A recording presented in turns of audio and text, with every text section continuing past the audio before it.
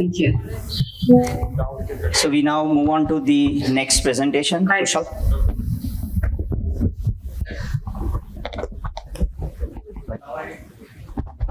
Now I invite Dr. Vaibhavi Noticewala for her talk on the Great Masquerade, severe HLA-B27 associated panuveitis mimicking fulminant endophthalmitis.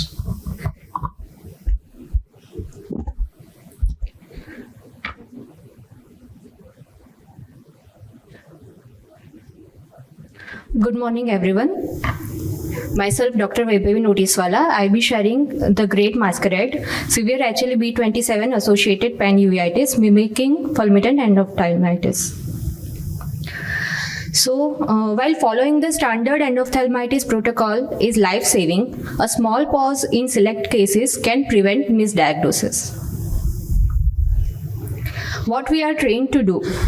When such patient comes into our OPD with hand movement, PLPR, anterior segment involvement, hypopyon, and dense vitritis, we are taught to go for vitreous tap, IOAB, and emergency vitrectomy if needed, because delay in such cases, especially in periphery centers, usually equals vision loss. So we treated case 1 and 2 accordingly. Patient were lost to follow-up. We did what we were supposed to do. But what if it's not an infection? Because there was no history of surgery, trauma, no infective foci in the body. We screened both the cases thoroughly. Only positive history was viral fever 2 weeks back. Something felt off, but I didn't give me time to think.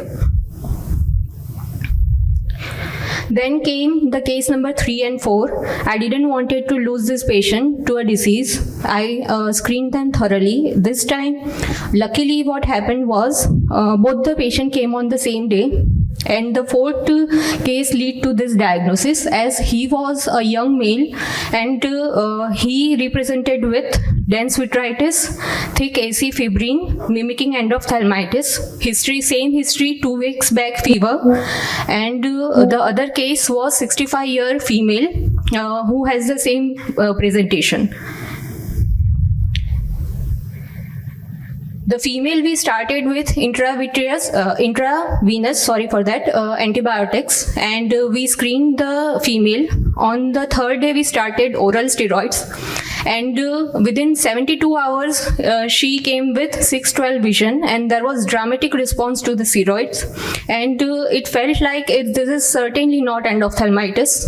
And as I told you that both the patients were in my follow-up only, I screened the 4th case for HLB27. He came positive, and simultaneously I went for HLB27 in this case also.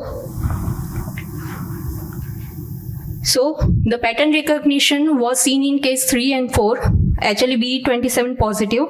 The female was diagnosed with ankylosing spondylitis by rheumatologist. Steroids saved the vision and identified the systemic disease also. But reality check was there only. The 5th patient which came, she was HLB27 negative. She found to be positive for E. coli in urine culture. We treated as endophthalmitis, but it had poor visual outcome. So the core conflict is, if in infection we delay, it will also lead to blindness, and same goes for inflammation. The decision has to be made at right time. So what we propose is, in case of suspected endophthalmitis, if we have high risk infections like any positive history suggestive of post-op or post-injection endophthalmitis, penetrating trauma, go for typical case, the pathway 1. In suspicious inflammation where we have viral fever, as in our cases, you can go for a pause. On day 1, I suggest the thorough culture of blood culture, urine culture, and along with that basic uveitic workup as well. We started intravenous antibiotics for 2 days. Look for the routine follow-up in 48 hours. If it's worsening, surely go for TAP and IOAB, but it's not, start systemic steroids. So severe uveitis can mimic endophthalmitis. Viral fever was critical trigger for HLB27 in our case reports. HLB27 presents beyond simple anterior uveitis, and diagnosis pause can prevent the massive overtreatment. Thank you, everyone. Thank you, Vaibhavi. I think very interesting cases. Dr. Jeet, all yours. They were good cases. I would like not to comment anything because we don't have that eyes. Always we have to depend on ophthalmologists, what they are seeing. We just modulate the treatment. So one thing that I want to add is that anytime when you are suspecting infections and you want to wait for the steroids, you can still go for NSAIDs because NSAIDs are safer. And one thing like we usually very miss, like why should NSAIDs? But they are also going to control the prostaglandin inflammation. So safely we can go like higher doses of NSAIDs like indomethacin 75 2 times a day or 3 times a day. Etoricoxib also we can give. While you wait for 1 to 2 days, you can still hold the inflammation. So do you think the NSAIDs have a good effect in the uveitis part? Yes, sir. So as a rheumatologist, Usually, the uveitis do not use much of NSAIDs. yes, sir. So Instead that, of use steroids or immunosuppressants. so that was the thing that I want to comment, because we usually use very low dose steroids. I usually talk with all the respected ophthalmologists who send patients to us.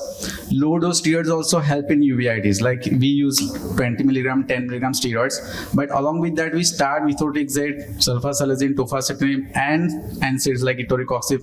So they all together help us to decrease the dose of steroids and early taper of steroids. And we have seen that with these low dose steroids also, patients usually improve a lot.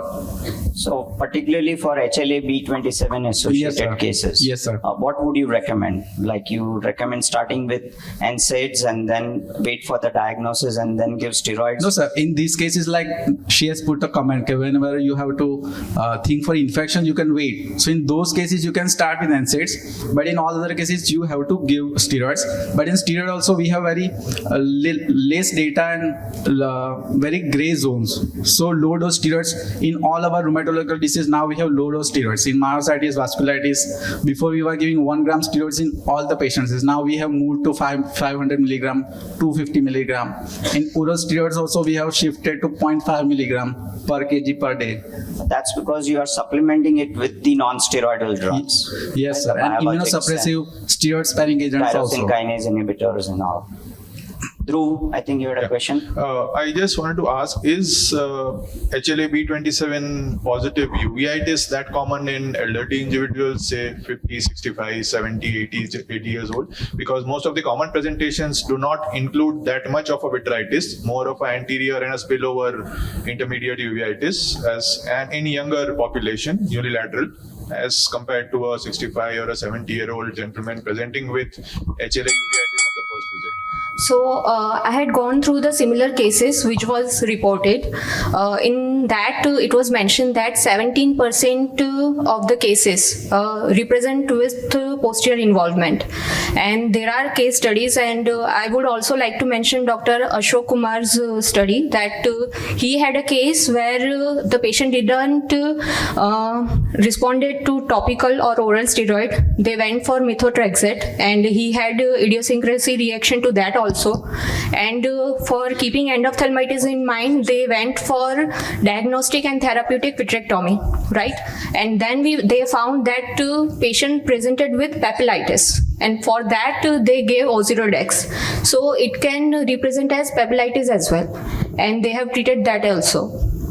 So thank you. I think there's a lack of time, but I think we've learned something new from Dr. Jeet, and I think we all need to learn that this is a good suggestion that while we are waiting, NSAIDs, high dose and low dose steroids. I think these are two new things which us uveitis will probably learn when we go back home. We'll come to your questions definitely. Let us just first finish the presentations.